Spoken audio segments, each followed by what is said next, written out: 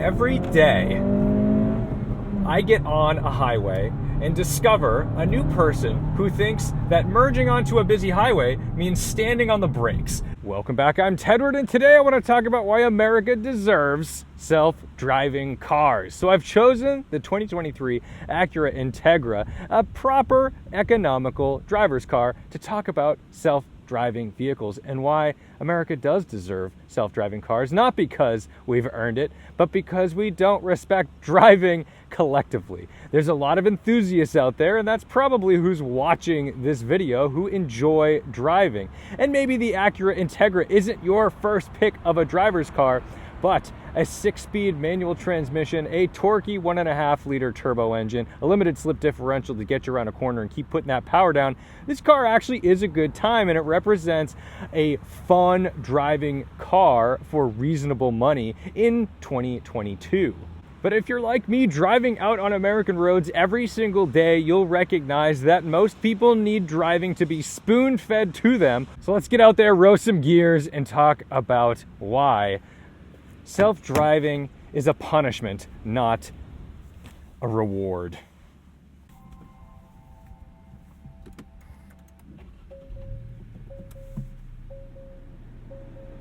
When I turned 16 years old, I forced my dad to take me to the DMV, or the RMV in Massachusetts, to take my permit test the moment it opened. I did not wait a day. I didn't even wait a minute. I was first in line to get in there and get the ability to drive legally under supervision.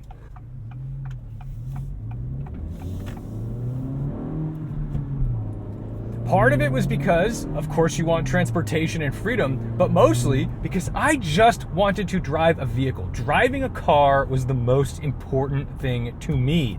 I love driving. I love steering. I love shifting my gears. I love the feeling of power I get behind the wheel.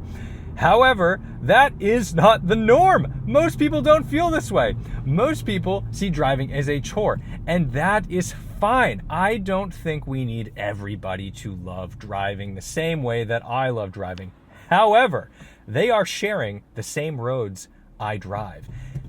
And if you don't appreciate or respect the rules of the road or understand how to pilot a vehicle, how on earth are we supposed to have safe roads with predictable drivers?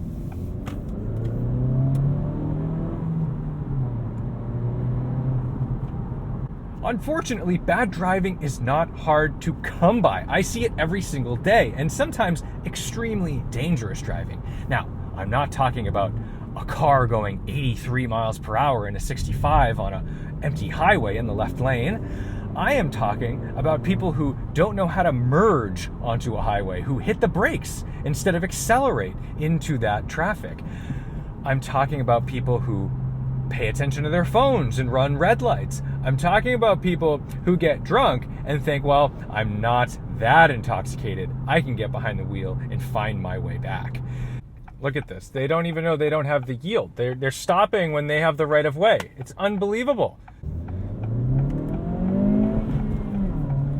Every day, I get on a highway and discover a new person who thinks that merging onto a busy highway means standing on the brakes, means going very slowly while traffic, look at this, he's gonna go across 2 lanes, there's a guy right there. I mean, you can't make this up. I'm not even, this is the first take, guys, the first take of this video.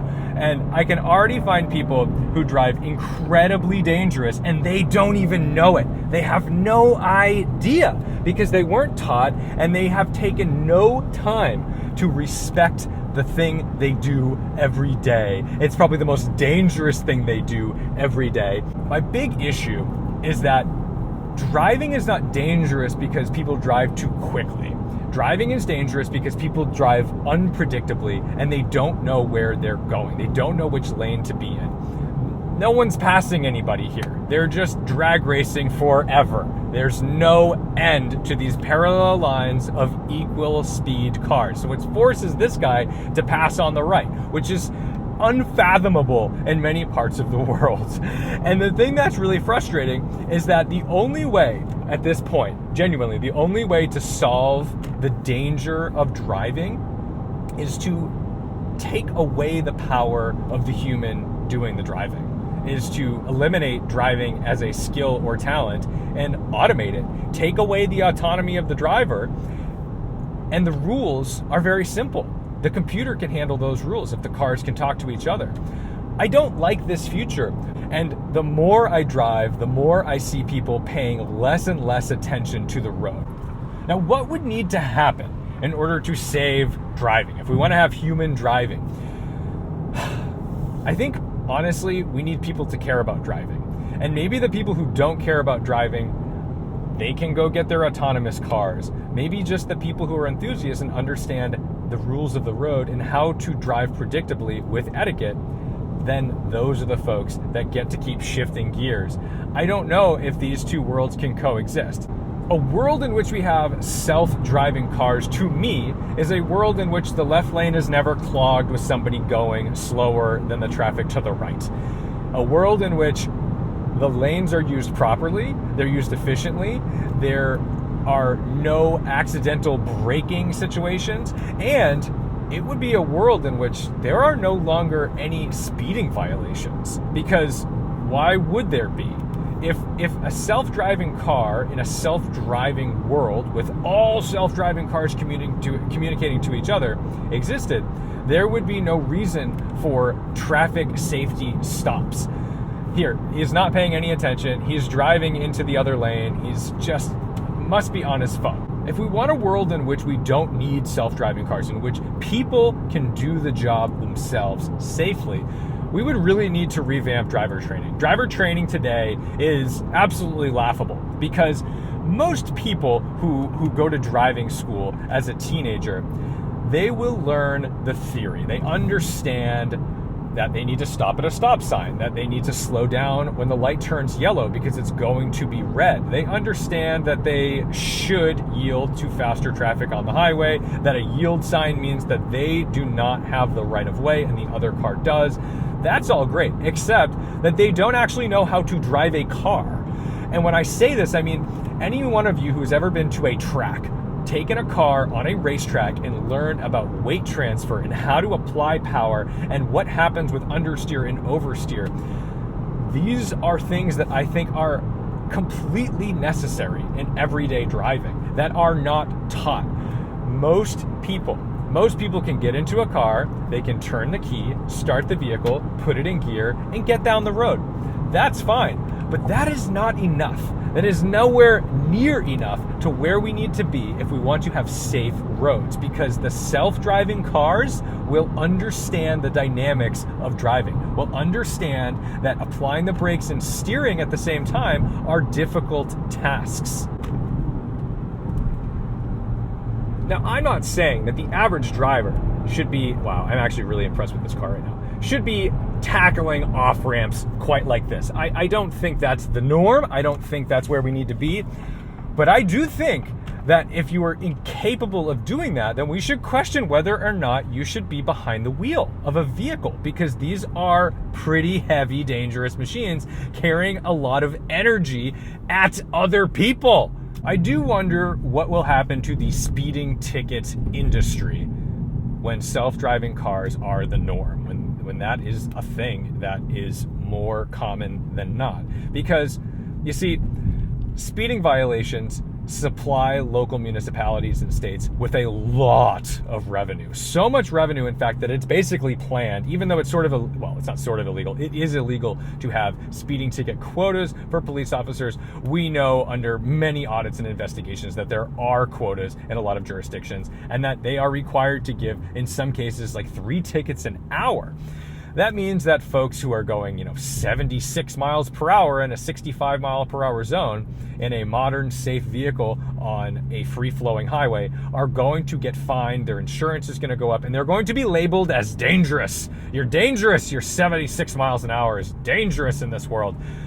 Well, that's clearly not true, because in a self-driving world, we would assume that speeds will increase.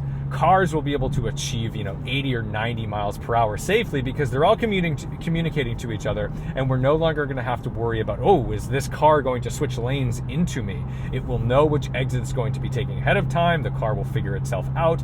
Everything will run smoothly and fast, very fast. So does that mean taxes will go up to account for the loss of revenue of the speeding ticket industry? Because that will essentially go away. What will cops pull you over for? Unless they're purely out there to hunt down the enthusiast.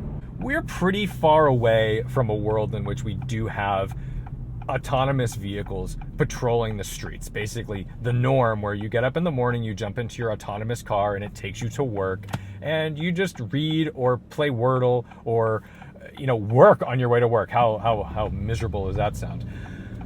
But because of that, we need to be more vigilant about being better drivers, about having better driver education. And I really, it baffles me that we've never gotten to a point where driver education is not the answer. Speeding tickets are the answer. It feels like we just breed this puppy mill of bad drivers. We're just churning out licenses and giving them to anybody who can put a car in gear, drive down the street, stop at a stop sign, take a right with a blinker, maybe if you're lucky, parallel park, and park back in your spot. Boom, license, done. Barely highway time. I didn't go on the highway for my driving test at all. I was barely taught to drive on the highway.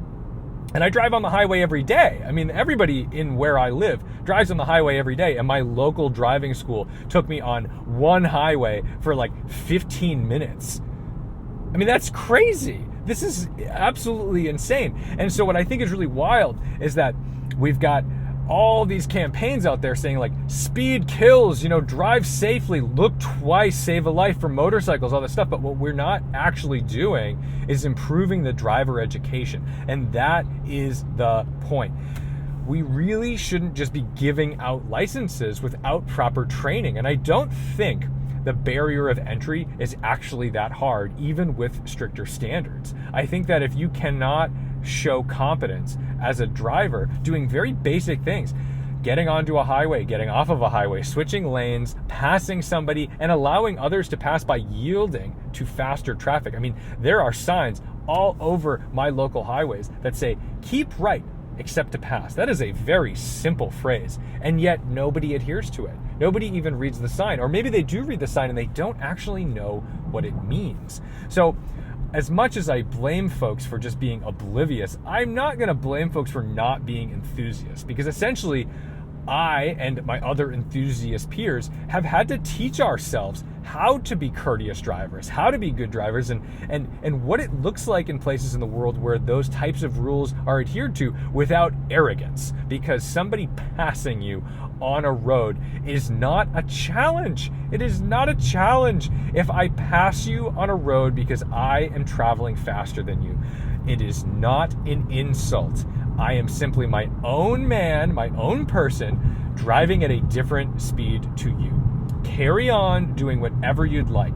But here in America, we see this, many people see that as a threat. They see that as a challenge. How dare you pass me? And they will actually get into the throttle while you're passing them to prevent you from passing, creating a far more dangerous scenario than you simply going 10 miles per hour or 20 miles per hour faster than that. And we absolutely deserve autonomous cars collectively if we cannot correct these situations and gain better control of our emotions as drivers and better control of our cars as drivers, because most people really don't know what to do when things go wrong. I'm not so optimistic that I think I'm going to change driving culture with a video, but I feel like it needs to be expressed that driving culture has gotten to a point where it's just a chore for everybody, and they'd rather not be doing it, which is why they'd rather be looking at their phones. But I do think those of us who care about driving, who love operating a vehicle, who adhere to the rules, maybe bend them a little bit as enthusiasts, which I understand. I'm one of those people. But we don't drive to endanger. We're not driving to injure anybody. If we're driving fast, it's in a scenario in which we can safely control our vehicle.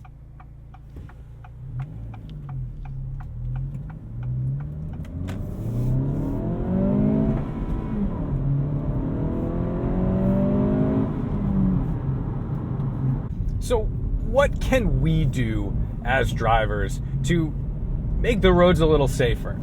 I think it really, I'm not going to go change legislation and make driving schools more strict, but what we can do is the people in our lives that are learning to drive, show them the way, show them lane etiquette, show them where it's really inappropriate to be driving fast, around homes. Wow, 3-car garage, we like that. Show them how to properly control a car. Take them out in wet or snowy conditions to see what happens when there's low friction. And show them that driving distracted by your phone is just unacceptable. It's as unacceptable as drunk driving. People don't know what they don't know. So sometimes you get on a road and you see someone doing something really stupid and it deserves a honk or, whatever, but try to avoid the finger. That's so cool. Try to avoid anger. Try to reward people as well. Wave to people when they're nice to you. When the roads are filled with autonomous cars, the traffic will move faster, it will move smoother, it will be safer. It will be, remember, faster and safer. These are things we could have done on our own if we took driving seriously as a collective. If people who drove cars actually took driving seriously, we could have faster and safer roads. People would be predictable. It would be obvious who goes next in a zipper merge. It would be obvious how to enter or exit a highway. It would be obvious that if you missed your exit, you just go to the next one. You don't cut across 3 lanes of traffic and try to kill everybody on the way. But we don't live in that world. I would love to live in a society where I can pass a car without it being seen as a challenge, or where I can be carrying an extra 5 or 10 miles per hour on a highway behind someone and they yield to me. They allow me to drive faster than them without feeling offended that someone would dare drive faster than them. I dream of a world where people stop at stop signs, use their blinkers, pay attention, thank you, wave to each other. Man, we are having a harmonious moment here on the road. This is a beautiful thing. But it's not the norm. And that's unbelievable because this isn't that hard. And if we don't change something in our driver's education, if we don't force students who are driving cars to learn how to drive a car, well, we're going to deserve autonomous cars and we're going to lose our autonomy along the way. So thank you so much for watching, liking, commenting, and subscribing. Don't forget to respect the drive, and I'll see you in the next one.